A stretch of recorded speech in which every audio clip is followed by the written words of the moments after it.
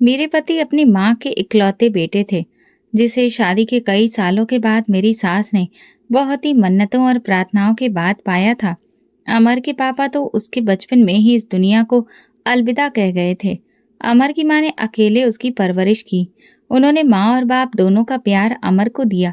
दुनिया की सर्द और गर्म हवाओं से बचाकर रखा, पढ़ा लिखा कर काबिल इंसान बनाया। फिर वो अमर के लिए अच्छा रिश्ता ढूंढने लगी। हमारा और अमर का घर एक ही मोहल्ले में था। इत्तेफाक से मेरे माँ बाप भी मेरे लिए एक अच्छे लड़के की तलाश में थे। एक ही मोहल्ले में रहने के बावजूद हमारे दोनों घरों की आपस में कुछ खास जान पहचान नहीं थी।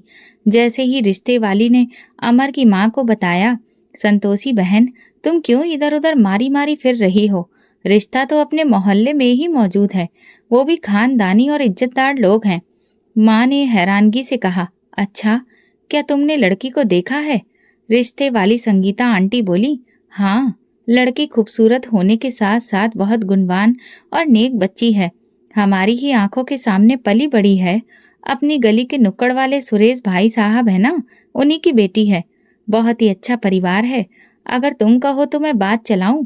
वैसे भी वो आजकल अपनी बेटी के लिए एक अच्छे रिश्ते की तलाश कर रहे हैं। फिर ऐसा ना हो कि ये रिश्ता हाथ से निकल जाए। नहीं नहीं संगीता, तुम अमर के रिश्ते की बात चलाओ। बाकी जो भगवान को मंजूर होगा वही होगा। बस मुझे तो ऐसी लड़की चाहिए जो मेरे बेटे के साथ साथ मुझे भी इज्जत दे।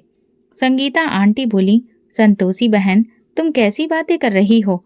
जैसा आजकल का दौर चल रहा है, वो लड़की बिल्कुल भी वैसी नहीं है। अच्छा, मैं चलती हूँ और आज ही सुरेश भाई साहब से इस रिश्ते के बारे में बात करूंगी। माँ जी ने कहा, हाँ जरूर, बस जल्दी से। मैं चाहती हूँ कि मेरे अमर की शादी हो जाए। मैं जल्द से जल्द अपना ये फर्ज निभा देना चाहती हूँ। शाम को जब अमर काम से वापस घर आया तो मेरी सास पहले से ही उसका इंतजार कर रही थी। वो बोली, अमर बेटा, संगीता ने तुम्हारे लिए एक लड़की बताई है। अमर तौलिया से हाथ साफ करते हुए बोला, देख लो माँ, मैं तो सब कुछ आप पर ही छोड़ चुका हूँ। आप जिसे कहेंगी मैं उसी से शादी करूंगा। अमर की माँ बोली, जीते रहो बेटा, मैंने संगीता से कह दिया है कि वो बात आगे बढ़ाए।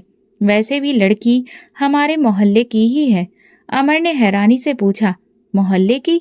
हाँ, अपनी गली में जो सुरेश भाई साहब है ना, वही, जो आजकल अपनी बेटी के लिए रिश्ते की तलाश में है। संगीता कह रही थी कि लड़की बहुत ही गुणवान और शरीफ है।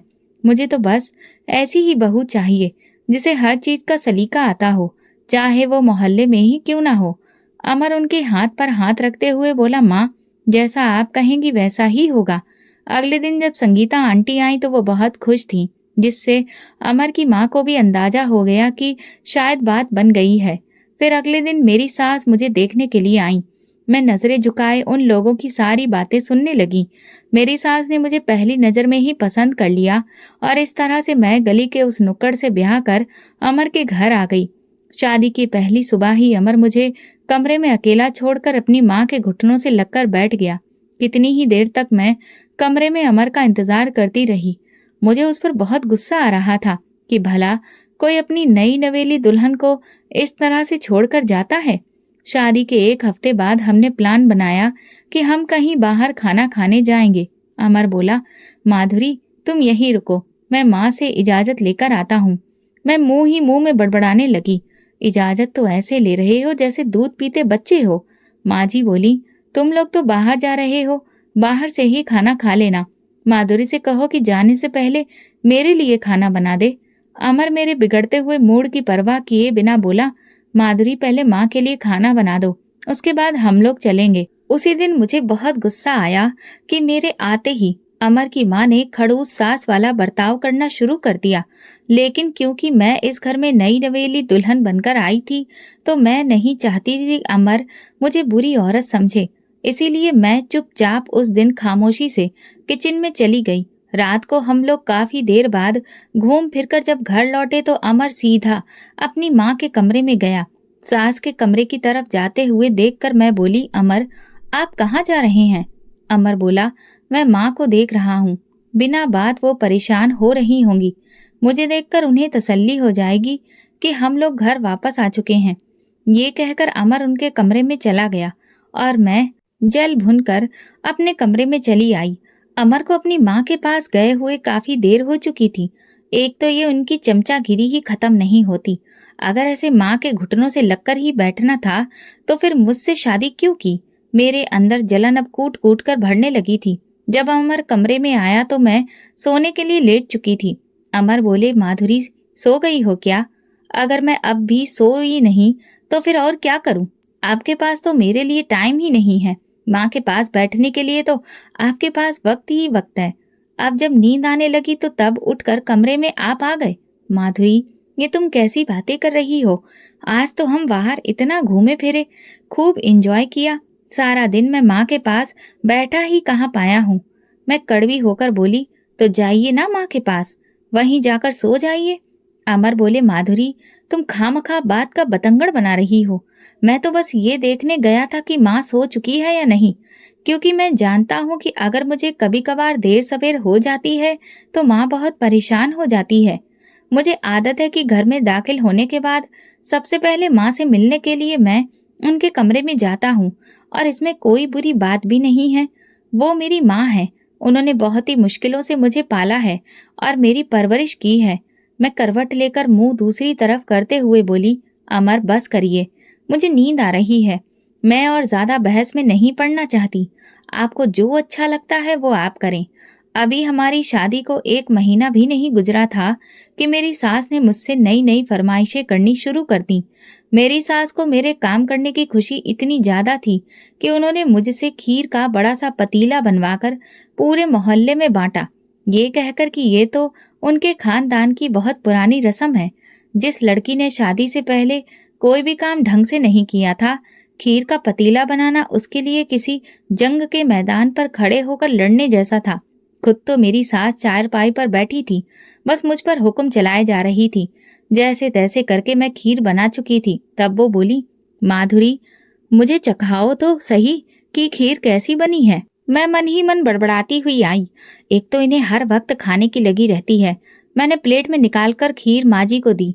खाने के बाद वो अपने माथे पर परेशानी के भाव लाते हुए बोली, फिर तो ये तो कुछ खास नहीं बनी है माधुरी। क्या तुमने इससे पहले कभी खीर नहीं बनाई थी? मैं अपने हाथों की उंगलियों को मरोड़ते हुए बोली, नहीं माँ जी, मेरी माँ ने मुझे कभी भी कुछ करने ही नहीं दिया था। अरे वाह, तुम्हारी माँ भी खूब है, जिसने तुम्हें शादी से पहले कुछ भी नहीं सिखाया। वरना तो हर माँ की कोशिश होती है कि वो अपनी बेटी को हर चीज सिखाकर ससुराल भेजे। मैं तो समझती थी कि तुम बहुत ही गुणवान हो। मैं अपनी सफाई देते हुए बोली, माँ जी बेशक मैं कभी घर में कुछ खास काम नहीं किया जाता था, लेकिन फिर भी मुझे सब कुछ आता है। माँ जी खीर की प्लेट एक साइड पर रखते हुए बोली, अरे भाई ऐसा काम आने का भी क्या फायदा। अब ये खीर ही खाकर देखो, इसमें तो कोई स्वाद ही नहीं है। जब ये मोहल्ले में बांटी जाएगी तो फिर लोग इसे खाकर कैसी कैसी बातें करेंगे। मैं गुस्से से पैर पटकती हुई किचन में वापस चली गई। चम्मच को पतीले पर गुस्से से रखते हुए बोली, क्या मुसीबत है। एक तो इतनी गर्मी में काम करो, फिर भी इन्हें कुछ पसंद ही नहीं आता। एक भी काम को हाथ तो खुद लगाती नहीं है। जो मैं करती हूँ उसमें भी 100 कीड़े निकालती हैं। मैं खीर का चम्मच मुंह में डालते हुए बोली, अच्छी भली तो है, माँ जी को तो वैसे ही आदत है 50 बातें बनाने की। खीर बनाने के बाद से मेरी सास ने बिल्कुल ही काम करना छोड़ दिया था। मैं अकेली सुबह से शाम तक घर के कामों में लगी रहती, और मेरी सास तो गली मोहल्ले की औरतों से मिलने के लिए निकल जाती और कितनी कितनी देर घर से बाहर रहती, या फिर चारपाई पर बैठे बैठे सब कुछ देखती रहती कि मैं कैसे काम कर रही हूँ, और मुझे रोकती टोकती रहती। मैं तो घर के काम कर कर के तंग आ चुकी थी। कई बार तो मेरा जी चाहता कि ये सब कुछ छोड़कर एक लंबी छुट्टी के लिए अपने मायके चली जाऊं, पर क्या करती। मेरा मायका भी पास में ही था। अगर मुझे अपने माँ बाप के घर जाना होता तो अमर सुबह ऑफिस जाते हुए मुझे मेरे मायके छोड़ जाते और शाम को वापसी पर ले आते। इस तरह मुझे कुछ घंटे का सुकून भी ठीक से नसीब नहीं हो पाता था। शुरू से ही मुझे इतना काम करने की आदत नहीं थी। मैं तो कम से कम करती थी। एक दो बार मैं अमर से शिकायत करने लगी तो वो बोले, माधुरी मैं माँ से बात करता हूँ, सफाई वगैरह के लिए नौकरानी रख देते हैं, तुम्हें भी आसानी हो जाएगी। मैं बोली, मगर अमर मुझे नहीं लगता कि माँ जी मानेंगी। तुम फिक्र मत करो, मैं माँ से बात करूंगा, और अगर वो नहीं मानी तो मैं उनसे कहूंगा कि वो तुम्हारे साथ काम में हाथ बटाएं। अमर अपने कमरे में जाने के लिए मुड़ा तो मैं बाजू से पकड़कर अमर को रोक लिया। अमर, माँ जी को बिल्कुल भी शक नहीं होना चाहिए कि मैंने आपसे नौकरानी वाली बात कही है, वरना आपके जाने के बाद मुझे हजारों बातें सुनाई देंगी। अमर इस बात पर हंसते हुए चले गए। जब अमर माँ के कमरे में गए तो वो रामायण पढ़ने में व्यस्त थी। अमर ने अपनी माँ के पास बैठकर बड़े ही प्यार से उनके चेहरे की तरफ देखा। उनके चेहरे पर बुढ़ापे के असर साफ नजर आ रहे थे। जैसे ही माँ अमर की तरफ देखने लगी तो वो बोली, आ गया मेरा बच्चा। हाँ माँ, मुझे आपसे जरूरी बात करनी थी। माँ हैरान होकर बोली, हाँ बोलो, कौन सी ऐसी जरूरी बात है? अमर बोला, माँ मैं ये कह रहा था कि क्यों ना हम घर की सफाई के लिए एक नौकरानी रख लें। घर के इतने सारे काम होते हैं और माधुरी अकेले सारे काम करके थक जाती है। माँ बोली, देखो अमर, हमारी कोई इतनी लंबी चौड़ी तो फैमिली है नहीं। देखो बस हम सिर्फ 3 लोग ही तो हैं। मैं भी तो शुरू से ही घर के सारे काम खुद ही करती आई हूँ। और फिर तुम्हारा बजट भी तो इतना नहीं है कि तुम एक नौकरानी को रख सको। जितनी तुम्हारी तनख्वाह है उससे तो घर के खर्च ही मुश्किल से पूरे होते हैं। अमर बोला, मैं घर के खर्चों के साथ साथ अपनी सेविंग भी तो की हुई है ना।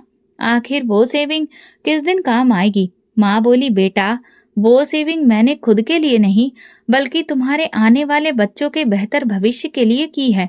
जब तुम्हारे बच्चे हो जाएंगे तो तुम पर और ज्यादा जिम्मेदारियां बढ़ जाएंगी। उन सारे खर्चों को तुम अपनी एकमात्र तनख्वाह से कैसे पूरा करोगे? मैं तो बस यही सोचकर तुमसे कह रही थी, बाकी जो तुम्हें ठीक लगे। मैं माँ हूँ, मैं तुम्हारे आने वाले कल के लिए फिक्रमंद हूँ। और रही घर के कामों की बात, तो मैं हूँ ना, मैं माधुरी का घर के कामों में हाथ बटाऊंगी। तुम तो जानते हो अब मैं बूढ़ी हो चुकी हूँ, मुझे कहाँ सारे घर का काम हो पाता है। जब जवान थी तो ये काम मेरे लिए जरा बराबर भी भारी नहीं था। अमर भी माँ की बात से बेफिक्र हो गया। जैसे ही अमर कमरे में वापस आया मैं चट्ट से बोली, क्या कहा माँ ने? आप कब मुझे नौकरानी लाकर दे रहे हैं? अमर बोला, देखो माधुरी, माँ बिल्कुल ठीक कह रही थी। मैं हैरानगी से अमर की तरफ देखते हुए बोली, क्या ठीक कह रही हैं? अमर बोला, यही कि हमारी छोटी सी तो फैमिली है और घर के काम होते ही कितने हैं, तुम और माँ मिलकर कर लिया करो। अगर हम ऐसे ही फिजूल खर्ची करते रहेंगे और नौकरानी रखेंगे तो जो थोड़ी बहुत सेविंग है वो भी पूरी खर्च हो जाएगी। मैं अपने दोनों हाथ बांधते हुए बोली, मुझे तो पहले ही पता था कि आप अपनी माँ की बातों में आकर यही फैसला करेंगे। मेरी तो आपको जरा भी फिक्र नहीं है। अमर बोले, माधुरी ऐसी बात नहीं है, लेकिन जो माँ कह रही है वो भी तो गलत नहीं है। तुम बिना वजह ही गुस्सा कर रही हो। मैं गुस्से में तमतमाई हुई किचन में चली गई। माँ जी ने नौकरानी नहीं रखी थी, लेकिन हाँ, उन्होंने घर के कामों में मेरा हाथ बटाना शुरू कर दिया था। बल्कि ज्यादातर काम में अब अपनी सास से ही मैं करवाती। जब अमर के आने का टाइम होता तो मैं खुद को किसी न किसी काम में व्यस्त कर लेती। मुझे देखकर अमर यही समझता कि घर का बाकी काम मैं ही करती हूँ। एक दिन अमर के ऑफिस चले जाने के बाद मैं सर दर्द का बहाना करके लेट गई। घर का सारा काम माँ जी ने किया। नींद पूरी करने के बाद शाम के टाइम पर मैं उठी। माँ जी उस वक्त पूजा करने की तैयारी कर रही थी। मुझे कमरे से निकलते हुए देखकर बोली, माधुरी अब तुम्हारे सिर का दर्द कैसा है? तुम ठीक हो ना? मैं तुमसे पूछने के लिए तुम्हारे कमरे में गई थी, मगर तुम काफी गहरी नींद सो रही थी, इसलिए मैंने तुम्हें जगाना ठीक नहीं समझा। मैं अपने माथे पर हाथ रखते हुए बोली, माँ जी पहले से अब कुछ बेहतर लग रहा है। माँ जी बोली, अच्छा तुम आराम करो, अमर आएगा तो मैं उसे कहूंगी कि तुम्हें डॉक्टर के पास चेकअप के लिए लेकर जाए। मैं पूजा कर लूं, उसके बाद सब्जी बनाने के लिए रख दूंगी। मैं बोली, अरे नहीं माँ जी, इतनी गर्मी हो रही है, आपके किचन में कहाँ खाना बनाएंगी, मैं बना लेती हूँ, आप पूजा कर लीजिए। वो बोली, अच्छा ठीक है, जैसी तुम्हारी मर्जी। पूजा करने के बाद माँ जी अपनी साथ वाली पड़ोसन के घर चली गई और मैं किचन में खाना बनाने लगी। अमर ऑफिस से आते ही सीधा पानी पीने के लिए किचन में आ गया। खाना बनाते हुए मेरे कपड़े पसीने से तरबतर थे। मुझे ऐसे देखकर अमर बोले, आज मैडम क्या बना रही हैं? मैं बोली, आपकी पसंदीदा सब्जी। आपको बहुत पसंद है ना? अमर बोले, हाँ बहुत ज्यादा, और वो भी जब पत्नी के हाथ की हो तब तो मजा ही आ जाता है। जल्दी से खाना बनाकर बाहर आओ, देखो तुम कितने पसीने से भीगी हुई हो। और माँ कहाँ है? वो तो नजर ही नहीं आ रही। मैं बोली पता नहीं गई होंगी किसी के घर, उन्हें और काम ही क्या है। एकदम से मुझे चक्कर सा आया। इससे पहले कि मैं गिरती अमर ने मुझे थाम लिया। माधुरी क्या हुआ? तबीयत ठीक है ना? मैं अपने माथे को अपनी उंगलियों के पोरों से मसलते हुए बोली, पता नहीं, सुबह से मेरे सिर में बहुत ज्यादा दर्द हो रहा है। अमर बोले, तो मुझे किसी ने बताया क्यों नहीं? कम से कम मुझे कॉल ही कर देती, मैं आकर तुम्हें डॉक्टर के पास ले जाता। मैं बोली, माँ जी ने कहा था कि शाम को जब अमर आएगा तो वो तुम्हें डॉक्टर के पास लेकर जाएगा, तो इसीलिए मैंने आपको कॉल नहीं की, कहीं माँ जी नाराज ना हो जाएं। अमर बोले, इसमें नाराज होने वाली कौन सी बात है? तुम मेरी पत्नी हो, तुम्हारा ख्याल रखना मेरा फर्ज है। अमर मेरे हाथ से चम्मच लेकर रखते हुए बोले, चलो ये सब छोड़ो, हम अभी के अभी डॉक्टर के पास जा रहे हैं। मैं बोली, अमर मैं ठीक हूँ, डॉक्टर के पास जाने की जरूरत नहीं है। जरूरत है माधुरी, बस तुम जल्दी से चेंज कर लो। अमर माँ जी को बताए बिना मुझे डॉक्टर के पास ले गए। चेकअप के बाद डॉक्टर ने जो खबर सुनाई, वो सुनते ही अमर खुशी से पागल हो गए। वो मेरा हाथ पकड़कर बोले, माधुरी, आज तुमने मुझे दुनिया की सबसे बड़ी खुशी दी है। मैं बता नहीं सकता कि आज मैं कितना खुश हूँ। मैं बोली, अमर, आपकी खुशी आपके चेहरे से झलक रही है। जब हम लोग वापस घर आए तो माँ आंगन में चारपाई बिछाए बैठी थी। हमें देखते ही उठ खड़ी हुई। अरे, तुम लोग मुझे बिना बताए कहाँ चले गए थे? इससे पहले कि मैं कुछ बोलती, अमर बोले, माँ आपने मुझे कॉल करके क्यों नहीं बताया कि माधुरी की तबीयत ठीक नहीं है? वो इतनी गर्मी में किचन में खाना बना रही थी, उसे चक्कर आया। अगर मैं वहां मौजूद नहीं होता तो ना जाने क्या से क्या हो जाता। वो तो शुक्र है कि बहुत बड़ा नुकसान होने से बच गया। माँ बोली, बेटा मैं तो सुबह से, मैं तुरंत ही उनकी बात काटते हुए बोली, माँ जी, आपके लिए एक बहुत बड़ी खुशखबरी है, आप दादी बनने वाली हैं।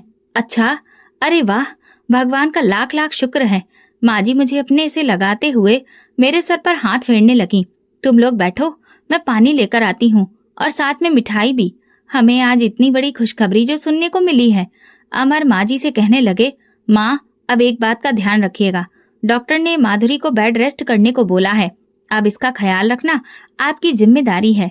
माँ जी बोली, अमर तुम फिक्र मत करो, मैं बहुत अच्छे से इसका ध्यान रखूंगी। मुझे तो बस उस दिन का इंतजार रहेगा जब मैं अपने पोते या पोती को अपनी गोद में खिलाऊंगी और ये घर उसकी किलकारी से गूंज उठेगा। अच्छा, तुम माधुरी को कमरे में ले जाओ, ये थोड़ा आराम कर ले।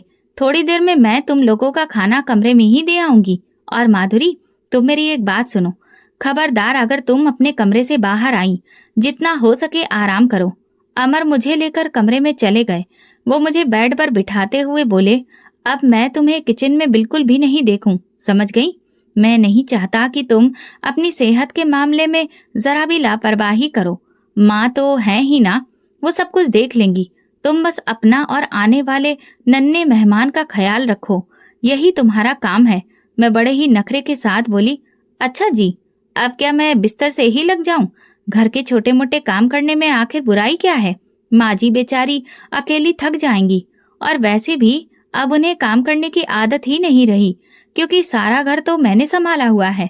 अमर बोले, अच्छा तुम ये सब छोड़ो और बताओ क्या खाओगी? अभी तुम्हारे लिए बाहर से लेकर आता हूँ। मैं बेमन से मुंह बनाते हुए बोली, फिलहाल तो मेरा कुछ भी खाने का मन नहीं कर रहा है, बस मैं कुछ देर आराम करना चाहती हूँ। अमर मुझे लिटाते हुए बोले, अच्छा तुम आराम करो, मैं जरा बाहर चक्कर लगाकर आता हूँ। शुरू के 2-4 दिन तो मैंने काम को हाथ तक नहीं लगाया। मेरी सास खाना बनाने से लेकर सफाई तक सब कुछ खुद ही करती थी। मैं बहुत खुश थी कि चलो माँ बनने के बहाने ही सही मेरी काम से जान तो छूटी, वरना तो मेरी सास मुझे कोई ना कोई काम करवाती ही रहती थी। मैं उनकी रोज रोज की खिदमत कर करके परेशान हो चुकी थी। कभी कभी तो ऐसा जी चाहता कि मुंह पर ही जवाब दे डालूं कि मुझे ये सब नहीं होता, मगर क्या करती, अमर के हाथों मजबूर थी। महीने के आखिर में अमर को जब ऑफिस से सैलरी मिलती तो वो थोड़ा बहुत जेब खर्च निकालकर सारी की सारी सैलरी अपनी माँ के हाथ में रख देते, और ये बात मुझे बहुत बुरी लगती थी। मुझे ये किसी भी तौर पर मंजूर नहीं था कि अमर अपनी सैलरी लाकर अपनी माँ को दे और मुझे अपनी छोटी छोटी जरूरतों के लिए अमर के आगे हाथ फैलाने पड़े। अब मैं इस घर में माँ जी का राज खत्म करना चाहती थी, क्योंकि शादी के बाद अमर की सैलरी पर सिर्फ मेरा अधिकार था। इस महीने भी हमेशा की तरह अमर ने अपनी सैलरी लाकर मेरे पास बैठी माँ जी के हाथ में रख दी, तो मैंने नाराजगी से उनकी तरफ देखा। माँ जी शायद मेरे दिल की बात समझ गई थी, इसलिए बोली, अमर, अब तुम ये जिम्मेदारी अपनी पत्नी पर डालो। मैं बूढ़ी हो चुकी हूँ, अब घर की जिम्मेदारी मुझसे और ज्यादा नहीं निभाई जाती। तुम ये सैलरी माधुरी को दो, वो अपने हिसाब से अब ये घर चलाएगी। मैं दिल ही दिल में बहुत खुश थी कि माँ जी ने तो मेरे दिल की बात ही कह दी। मगर साथ ही अमर बोले, नहीं माँ, जब तक आपका साया हमारे सिर पर है तब तक ये जिम्मेदारी तो आपको ही उठानी पड़ेगी। और वैसे भी माधुरी को जो भी चीज चाहिए होती है मैं खुद उसे लाकर दे देता हूँ, तो उसे इन पैसों की भला क्या जरूरत है। आप इन्हें अपने पास में ही रखें। मैं गुस्से में उठकर अपने कमरे में चली गई। अमर ने मुझे गुस्से से कमरे में जाते हुए देखा और वो भी मेरे पीछे आ गया। वो मेरे सामने आकर बोला, माधुरी, ये सब क्या था? तुम ऐसे वहां से उठकर क्यों आ गई? आखिर तुम्हें किस बात पर गुस्सा है? मैं जोर से बोली, अमर, मुझे किस बात पर गुस्सा आना चाहिए? इस बात पर कि मैं इस घर को चलाने के काबिल नहीं, या फिर इस बात पर कि मैं आपकी सैलरी की हकदार नहीं? एक पत्नी का अपने पति की कमाई पर सबसे ज्यादा अधिकार होता है, लेकिन मुझे लगता है जैसे आपकी कमाई पर तो मेरा कोई हक है ही नहीं। इसीलिए तो आपने माँ जी को मुझे ये हक देने से रोक दिया। अमर ने मुझे कंधों से पकड़कर सोफे पर बिठाते हुए कहा, देखो माधुरी, ये घर शुरू से माँ चलाती आ रही है। उन्हें घर के खर्चों का बखूबी अंदाजा है। वो ये सब बहुत अच्छे से लेकर चलती हैं।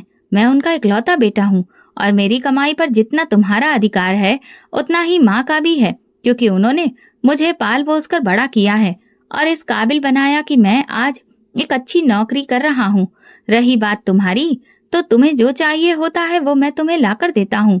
मैं कभी तुम्हारे प्रति अपने फर्ज में कोई कोताही नहीं बरतता। वो थोड़ी सी झुंझलाहट के साथ मेरा चेहरा अपनी तरफ करते हुए बोला, अच्छा, आज हम बाहर कहीं घूमने के लिए चलते हैं और साथ में शॉपिंग भी करेंगे। तुम जल्दी से तैयार हो जाओ। ये सुनते ही मेरा मूड एकदम से बदल गया, क्योंकि मुझे शुरू से ही घूमने फिरने का बहुत शौक था। तो मैं उठकर जल्दी से तैयार हो गई। एक दिन मैंने अपने मायके वालों को दावत पर बुलाया था। मेरी शादी के बाद वो लोग पहली बार मेरे घर आ रहे थे। मैं चाहती थी कि इस दावत में किसी भी चीज की कोई कमी ना हो। मैंने अपनी सास को कुछ चीजें लिख कर दी और कहा, माँ जी, ये मुझे आप बाजार से लाकर दे दीजिए। लेकिन वो अपने माथे पर शिकन डालते हुए बोली, पर्ची तो ले गई, पर जब बाजार से वापस आई तो माँ जी का चेहरा उतरा हुआ था। वो गुस्से से चारपाई पर सामान पटकते हुए बोली, एक तो इन दुकानदारों ने भी इतनी महंगाई कर रखी है कि समझ में ही नहीं आता आदमी क्या खरीदे और क्या नहीं। फिर उन्होंने मुझे आवाज देकर बुलाया, माधुरी, मैं ये सामान ले आई हूँ। जब मैंने सामान चेक किया तो बोली, माँ जी, इसमें तो पूरा सामान है ही नहीं। मैंने जो चीजें आपको लिख कर दी थी उनमें से कुछ ही लाई हैं, बाकी नहीं। तो माँ जी गुस्से से बोली, माधुरी, मैं क्या करूं? अमर मुझे कोई लाखों रुपए तो देता नहीं है कि मैं पैसों को कागज की तरह उड़ाती फिरूं। फिर जो लाकर दिया है उसी में गुजारा करो। मैंने कहा, लेकिन माँ जी, आज पहली बार मेरे घर वाले यहाँ आ रहे हैं। मैं नहीं चाहती कि किसी भी चीज की कमी हो। माँ जी बोली, हाँ तो घर में सभी कुछ है जिससे उनके लिए ठीक ठाक खाना बन सकता है। माधुरी, हमें अपनी औकात के मुताबिक ही पैर फैलाने चाहिए। अगर हम अपनी औकात से बढ़कर खर्चा करेंगे तो बाद में हमारे लिए बहुत मुश्किलें पैदा होंगी। मैंने कहा, बस करिए माँ जी, मुझे लगता है कि मेरे घर वालों का यहाँ आना आपको बिल्कुल भी पसंद नहीं आ रहा है, तो ठीक है, मैं उन्हें मना कर देती हूँ। वो बोली, माधुरी, मैंने ऐसा तो नहीं कहा। मैं तो बस ये कह रही हूँ कि जो कुछ भी घर में है उससे अच्छा खाना बना लो। मैंने वो सामान उठाया और किचन में चली गई। अमर के आते ही मैंने उनके सामने आंसू बहाने शुरू कर दिए। अमर, देखिए ना, मेरी शादी के बाद आज पहली बार मेरे घर वाले यहाँ आ रहे हैं। मैंने माँ जी को कुछ सामान लाने को दिया था, जिसमें से थोड़ा सामान ही वो लाई हैं और बाकी उन्होंने लाने से मना कर दिया। आप ही बताइए, अगर किसी चीज की कमी रह गई तो लोग क्या कहेंगे? मेरी ही नहीं, आपकी भी तो बेइज्जती होगी। अमर गुस्से में भरकर माँ जी के कमरे में गया। मैं माँ बेटे के बीच फूट डाल चुकी थी। अब मैं कमरे के बाहर खड़ी होकर दरवाजे से कान लगाकर सुनने लगी। अमर माँ जी से कह रहा था, माँ, क्या मैं अपनी सैलरी लाकर इसीलिए आपके हाथों में रखता हूँ कि आप मेरी पत्नी की जरूरतें भी पूरी ना करें? जो सामान माधुरी ने आपको लिखकर दिया था वो आपको लाकर देना चाहिए था। अगर खाना अच्छा नहीं बना तो लोग हमारे बारे में क्या सोचेंगे? माँ जी बोली, जिससे जो सोचना है सोचता रहे, मुझे क्या। और रही तुम्हारी सैलरी की बात, तो अपनी पत्नी को ही दिया करो ताकि वो अपने मायके की दावतें उड़ाती फिरे। अमर बोला, माँ आपने ये उल्टी बातें कब से शुरू कर दी? माँ जी बेचारगी से अमर की तरफ देखते हुए बोली, जब से तुम्हारी पत्नी ने तुम्हारे कान भरने शुरू कर दिए हैं। मैं तुम्हारी माँ हूँ, तुम्हारी हालत देखकर ही चलती हूँ। अगर मैं यूं ही बिना वजह पैसे उड़ाने लगी तो जितनी तुम्हारी सैलरी है उसमें तो एक हफ्ता भी नहीं गुजरेगा। उस दिन माँ और अमर के बीच खूब बहस हुई। जब मेरे घर वाले आए तो माँ ने उनसे ढंग से बात भी नहीं की। इस बात की वजह से मुझे अपनी सास पर बहुत गुस्सा आया। एक दिन अचानक मेरी तबीयत बिगड़ गई। अमर मुझे डॉक्टर के पास लेकर गए। डॉक्टर ने सख्ती से मना किया कि मैं कोई काम ना करूं और पूरी तरह से आराम करूं। अमर मुझ पर बहुत गुस्सा था कि मैं लापरवाह हूँ। उन्होंने मुझसे सख्ती से कह दिया कि अगर कुछ भी गलत हुआ तो वो मुझे कभी भी माफ नहीं करेंगे। मेरी तबीयत बिगड़ने के कुछ दिन बाद मेरी सास हड्डियों के दर्द की बीमारी से परेशान हो गई। वो दिन रात घुटनों के बल बैठी रहती और कोई काम नहीं करती। मैं भी सारा दिन अपने कमरे में लेटी रहती, लेकिन जैसे ही अमर के आने का समय होता मैं तुरंत जाकर काम में लग जाती और रोज तरह तरह की बीमारियों के बहाने ढूंढती। अमर भी मेरी बातों को सच मानने लगा और रोजाना अपनी माँ से लड़ता कि माँ, आप अच्छे से जानती हैं कि माधुरी की तबीयत ठीक नहीं रहती, कुछ तो ख्याल किया करिए। वो हर वक्त कामों में लगी रहती है। सास अपने घुटनों को दबाते हुए बोली, अमर मेरे घुटनों में दर्द रहने लगा है। मैं सोच रही थी कि तुमसे कहूँ कि मुझे डॉक्टर के पास लेकर जाओ। ना जाने मेरे घुटनों में दर्द क्यों शुरू हो गया है। अपने आने वाले बच्चे की मोहब्बत के आगे अमर के लिए अब हर रिश्ता बेमानी हो गया था। अब तो वो छोटी छोटी बातों पर भड़कने लगा था और मैं भी माँ जी को बेइज्जत करवाने का कोई मौका हाथ से जाने नहीं देती थी। पहले जो अमर अपनी माँ से पूछे बिना एक भी काम नहीं करता था, अब वो हर काम मुझसे पूछ पूछ कर करता। महीने के आखिर में जब वापस से तनख्वाह मिलती तो वो लाकर मेरे हाथ में रखता। मैंने अमर को अपनी मुट्ठी में कर लिया था। एक दिन जब मैं और अमर सुबह के वक्त नाश्ता कर रहे थे तो माँ जी अपने कमरे से निकली। वो अपने दोनों घुटनों पर हाथ रखकर झुककर चल रही थी और चलते चलते एकदम से जमीन पर गिर पड़ी। अमर ने मुंह में निवाला डालते हुए वहीं पर छोड़ दिया और जल्दी से माँ जी को उठाकर कमरे में ले गया। मुझसे बोला, तुम माँ के पास रुको, मैं अभी डॉक्टर को लेकर आता हूँ। चेकअप के बाद डॉक्टर ने बताया कि माँ जी को यूरिक एसिड की दिक्कत हो गई है, जिसकी वजह से उनके घुटनों में दर्द रहता है। डॉक्टर ने कुछ दवाइयाँ लिख दी जो बहुत महंगी थीं। अमर मेरे पास आया और बोला, माँ की दवाइयों के लिए कुछ पैसे चाहिए।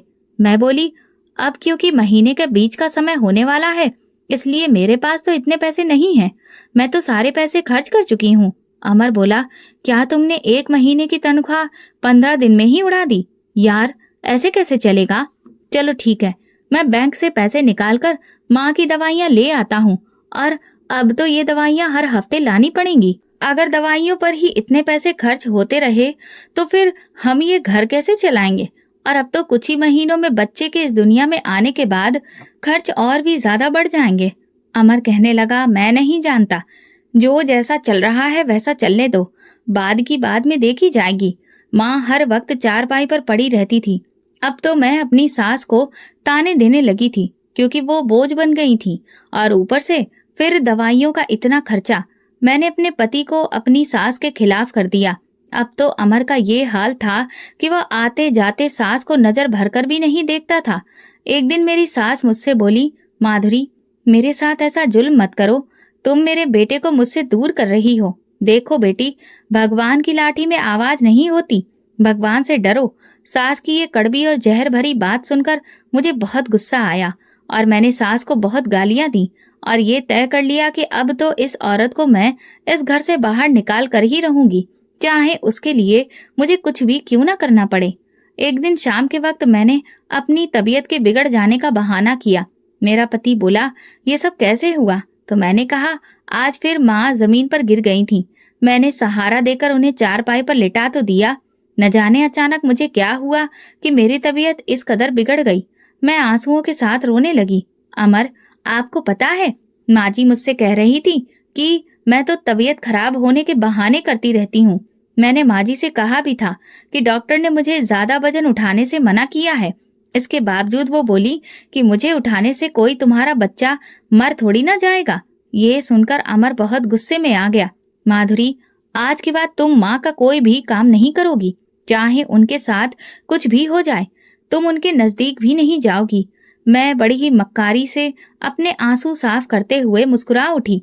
अब सिर्फ मेरा एक ही मिशन था, अपनी सास को ओल्ड एज होम भेज देना। मगर ये बात मैं अमर से सीधे नहीं कह सकती थी, इसलिए बातों बातों में अमर को इशारा दिया। अब तो मैं ऐसी हालत में नहीं हूँ कि माँ को संभाल सकूं। ओल्ड एज होम में बहुत सारे बुजुर्ग होते हैं और वहां पर देखभाल भी अच्छी होती है। क्यों ना आप माँ को ओल्ड एज होम छोड़ दें? ऐसे ही वहां पर उनका दिल भी लगा रहेगा। जब बच्चे की पैदाइश हो जाएगी तो हम माँ जी को वापस घर ले आएंगे। अमर बोला, मगर माधुरी, क्या माँ वहां पर जाने के लिए मानेगी? मैं बोली, आप उनसे कहना कि माधुरी की डिलीवरी के बाद हम आपको वापस घर ले आएंगे। आप उन्हें जरा अच्छे से समझाना, वो आपकी बात जरूर समझ जाएंगी। अमर बोला, अच्छा ठीक है, अब तो काफी रात हो चुकी है, मैं सुबह ही माँ से बात करके उन्हें ओल्ड एज होम छोड़ आऊंगा। सुबह होते ही अमर अपनी माँ के कमरे में गया। वो अभी पूजा करके फ्री हुई थी। अमर की हिम्मत नहीं हो रही थी कि वो अपनी माँ से ये बात कैसे कहे।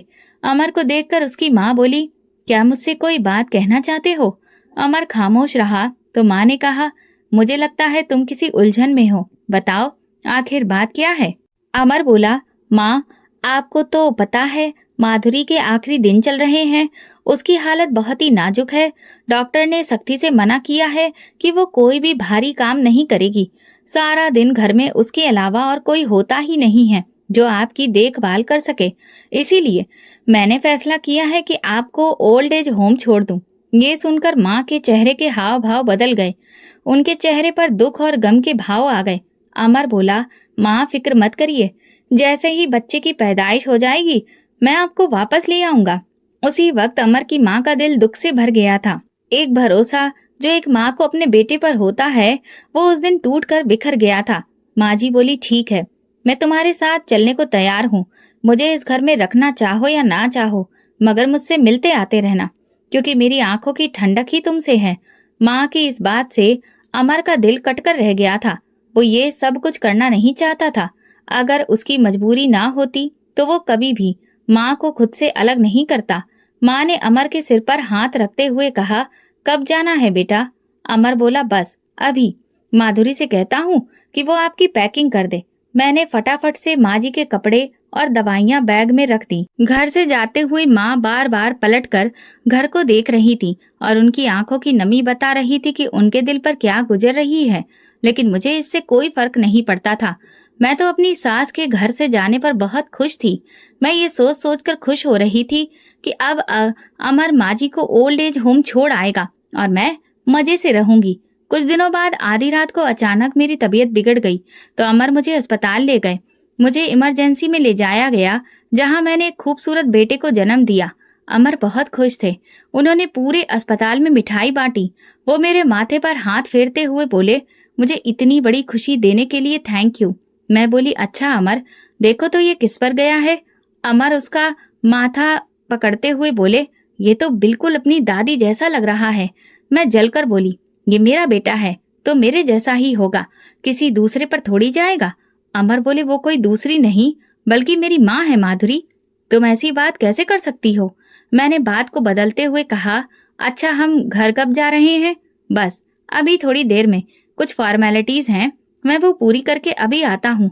डिलीवरी के बाद जब मैं घर आई तो मुझे ऐसा महसूस हो रहा था जैसे मैं हवा में खुलकर सांस ले रही हूँ। मुझे कोई रोक टोक करने वाला नहीं था। अब मैं इस घर की अकेली मालकिन थी। एक दिन अमर मुझसे बोले, माधुरी, क्यों ना मैं जाकर माँ को ले आऊं? अब तो तुम भी पूरी तरह से ठीक हो चुकी हो। उनका भी तो जी चाह रहा होगा कि वो अपने पोते को देखें, उसे अपनी गोद में खिलाएं। मैंने कहा, अमर बस करिए, अब इस घर में या तो माँ जी रहेंगी या फिर मैं और मेरा बच्चा। अमर हैरत से मेरी तरफ देखते हुए बोले, मगर माधुरी, तुमने कहा था कि हम माँ जी को तुम्हारी डिलीवरी के बाद ले आएंगे। अब तो हमारा बेटा भी 3 महीने का हो चुका है।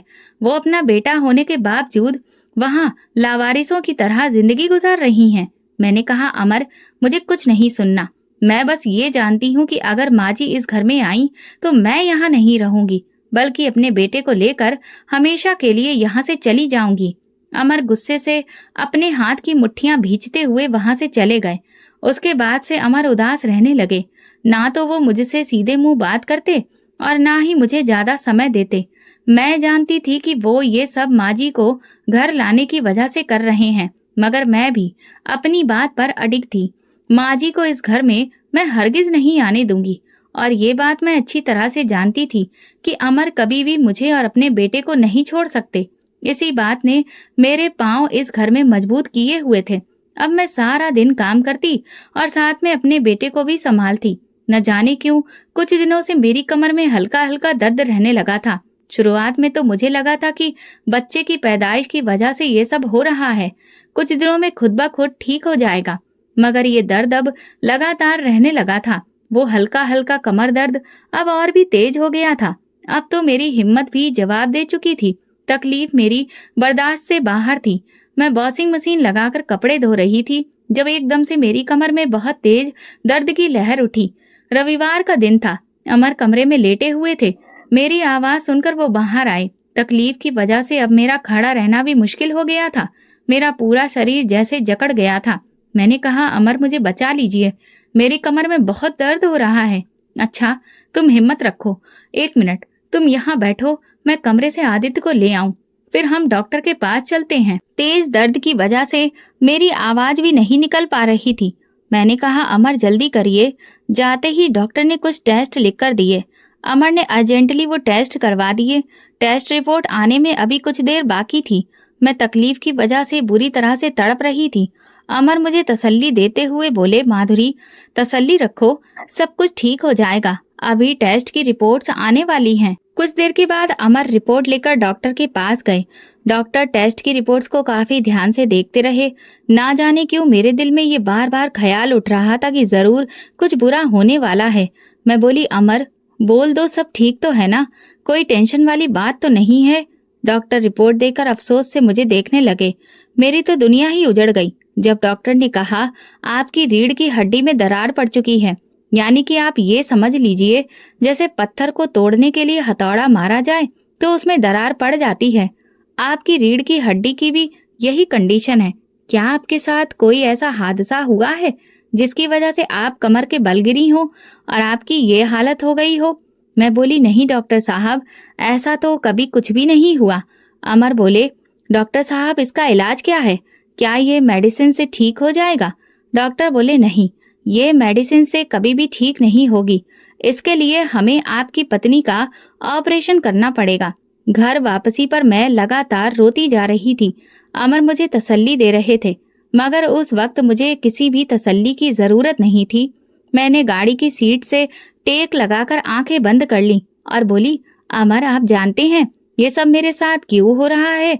अमर हैरत से मेरी तरफ देखते हुए बोले, क्यों? क्योंकि मैंने आपकी माँ जी के साथ बहुत बुरा किया है। बिना वजह आपको माँ जी के खिलाफ भड़का रही थी और उन्हें घर से निकलवाकर ओल्ड एज होम भेज दिया। ये सब मुझे अपने किए गए गुनाहों की सजा मिल रही है। अमर बोले, माधुरी, तुमने चाहे माँ के साथ जो भी किया, मगर वो कभी भी तुम्हें बद्दुआ नहीं दे सकती। ये मैं बहुत अच्छे से जानता हूँ, क्योंकि उन्हें पता है कि उनके बेटे की खुशी तुम में है। मैंने कहा, अमर, मेरी एक बात मानेंगे? वो बोले, कहो। आप गाड़ी ओल्ड एज होम ले चलिए, माँ जी को साथ लेते हुए घर चलेंगे। मैं उनसे मिलकर अपने गुनाहों की माफी मांगना चाहती हूँ। हो सकता है भगवान मेरी मुश्किलों को आसान कर दे, क्योंकि मैंने जाने अनजाने में उनके साथ बहुत ही बुरा किया है। मैं उनके सामने अपने गुनाहों की माफी मांगना चाहती हूँ। जब हम माँ जी से मिलने के लिए पहुंचे तो वो पहले से काफी बूढ़ी लग रही थी। शायद हमारी जुदाई ने उन्हें समय से पहले बूढ़ा कर दिया था। माँ जी को देखते ही मैं उनके गले लगकर खूब रोई और अपने किए गए गुनाहों की माफी मांगने लगी। माँ जी ने आदित्य को अपनी गोद में लेते हुए बोला, अपने पोते से मिलने के बाद मैं इतनी ज्यादा खुश हूँ कि मैंने तुम दोनों को माफ कर दिया है, लेकिन मैं तुम लोगों के साथ अब वापस घर नहीं जाऊंगी। मैं यहाँ पर बहुत खुश हूँ। घर जाकर मैं तुम दोनों पर बोझ नहीं बनना चाहती। मैंने कहा, माँ जी, भगवान के लिए इसमें अमर का कोई भी कसूर नहीं है। ये आपके बहुत अच्छे बेटे हैं। मैंने इन्हें आपके खिलाफ कर दिया था और ये इतना बड़ा कदम उठाने के लिए मजबूर हो गए थे। मैं माँ जी के सामने हाथ जोड़ते हुए रोने लगी। माँ जी, इस वक्त हमें आपकी बहुत ज़रूरत है। जैसे एक माँ अपने छोटे बच्चे को माफ़ कर देती है, वैसे ही आप भी हमें बच्चा समझकर माफ़ कर दें। मैं आपसे वादा करती हूँ कि कभी भी आपको कोई शिकायत का मौका नहीं दूंगी। अमर बोले, वैसे भी माँ, हमारे अलावा हमें भी आपकी बहुत ज़रूरत है। माँ जी बोली, अच्छा ठीक है, मैं तुम लोगों के साथ चलती हूँ, मगर तुम लोगों की वजह से नहीं बल्कि अपने पोते की वजह से। इसे देखने के बाद अब मेरा भी मन यही चाहने लगा है। माँ के घर आ जाने पर मैं और अमर बहुत खुश थे, लेकिन दूसरी तरफ मैं बहुत शर्मिंदा थी क्योंकि मेरे ऑपरेशन के बाद माँ ने मेरा बहुत ख्याल रखा। ओल्ड एज होम में माँ को अच्छी दवाइयाँ दी गई थीं, जिसकी वजह से वो पहले से काफ़ी बेहतर हो चुकी थी। जब मेरा ऑपरेशन हुआ तो माँ जी घर के कामों के अलावा मेरा हर छोटा बड़ा काम अपने हाथों से ही करती थी। एक दिन मैंने माँ जी का हाथ पकड़कर उन्हें अपने पास बिठाते हुए कहा, माँ जी, आप बहुत अच्छी हैं, शायद मुझे ही आपको समझने में देर हो गई। माँ जी ने मेरा चेहरा अपने हाथों में पकड़ते हुए कहा, माधुरी, ये रिश्ते ऐसे ही होते हैं। हम चाहे जितना मर्जी एक दूसरे के साथ बुरा बन जाएं, फिर भी कुछ ना कुछ बाकी रह ही जाता है। अब ये हमारे खुद के हाथ में ही होता है। या तो हम अपने बीच की खटास को बढ़ाते जाएं या फिर उसे खत्म कर दें। मैं खुश हूं कि तुमने इस खटास को खत्म कर दिया है। मैंने कहा, माँ जी, आपने मुझे माफ तो कर दिया ना। वो बोली, माफ करने के लिए नाराजगी जरूरी होती है और मैं तो कभी भी तुम लोगों से नाराज थी ही नहीं, क्योंकि एक माँ का अपने बच्चों से नाराज होकर रहना कभी भी मुमकिन नहीं होता। वो मेरे ऊपर कंबल उड़ाते हुए बोली, अब तुम आराम करो, मैं आदित्य को देख लूं। माँ के जाने के बाद मैंने गहरी सांस ली और सोचने लगी कि रिश्तों को समेटना और बिखेरना इंसान के खुद के हाथ में होता है। मैं अपने भगवान की शुक्रगुजार हूँ, जिसने सही वक्त पर मुझे सही समझ दे दी और मैं इन रिश्तों को बिखरने से बचा पाई। आज हम सब लोग खुशहाल जिंदगी जी रहे हैं और ये सब माँ जी की दुआओं का ही असर है। तो दोस्तों, अगर आपको हमारी कहानी पसंद आई हो तो कमेंट करके ज़रूर बताएं। वीडियो को लाइक करें और ज़्यादा से ज़्यादा शेयर करें। अगर आप चैनल पर नए हैं तो सब्सक्राइब जरूर करें और नोटिफिकेशन बेल दबाएं ताकि अगली अपडेट सबसे पहले आपको मिले। धन्यवाद।